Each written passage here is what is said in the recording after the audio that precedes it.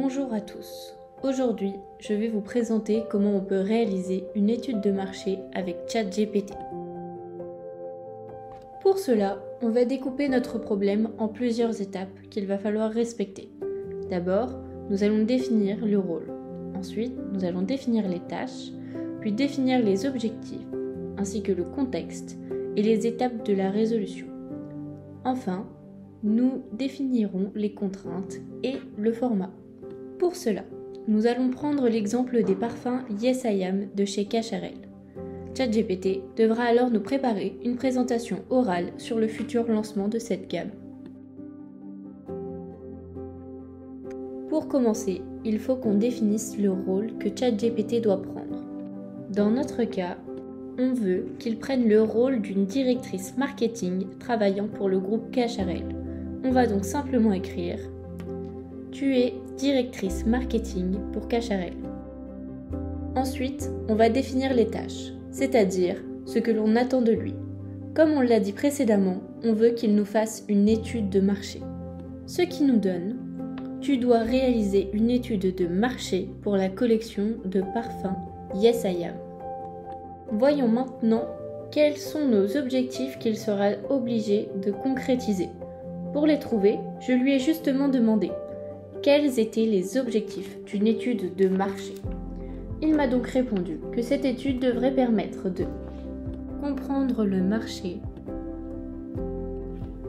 d'évaluer la taille du marché, d'identifier les segments du marché, d'analyser la concurrence, d'évaluer la rentabilité potentielle, de comprendre les comportements des consommateurs, mais aussi d'anticiper les évolutions du marché, d'évaluer la faisabilité d'un nouveau produit ou service, d'optimiser la stratégie marketing, de minimiser les risques, de développer des stratégies de prix et enfin de faciliter la prise de décision. Maintenant, voyons ce qu'il en est du contexte. On ne veut pas devoir lui raconter toute l'histoire de l'entreprise.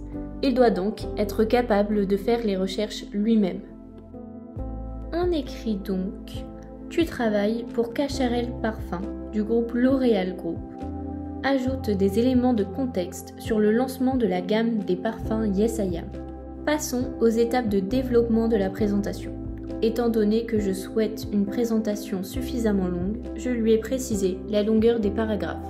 Ce qui donne « Développe chaque objectif, au moins 3 lignes, en donnant des données sur les parfums Yes I Am. » Pour ce qui est des contraintes, maintenant. Il y a certaines choses qui ne sont pas souhaitables dans notre présentation. Il faut alors lui préciser. Étant donné que mon exemple est un projet qui est déjà réalisé, j'ai dû préciser un peu plus. Mais dans tous les cas, cela ne fausse pas sa réponse. Je lui ai donc demandé de partir du principe que la gamme n'est pas encore lancée et qu'il fallait qu'il présente les 12 objectifs qu'on a précédemment précisés.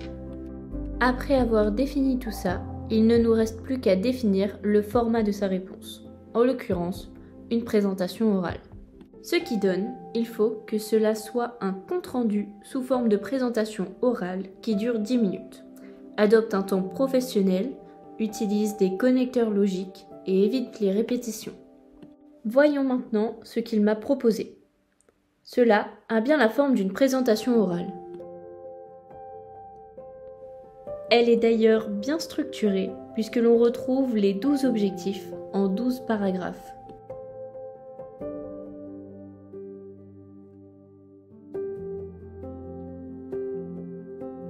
Et voilà, maintenant le travail est fait. Il n'y a plus qu'à ajouter quelques petites informations qui ne sont potentiellement pas trouvables pour ChatGPT et notre étude de marché est prête.